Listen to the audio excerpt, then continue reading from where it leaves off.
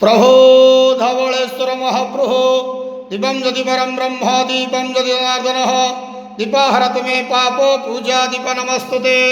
हे बाबा धवलेश्वर महाप्रभु संसार सुखी रखंतु।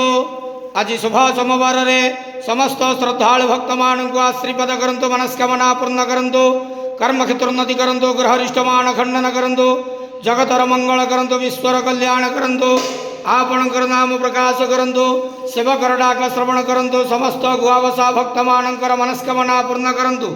बाबा धवलेश्वराय नमो नमः। संसार सुखी रखंतु, आनंद गेवार हरि बोलो। आज शुभ सोमवार रे समस्त श्रद्धालु भक्त मानक आश्रीपद करंतु, आनंद गेवार हरि बोलो।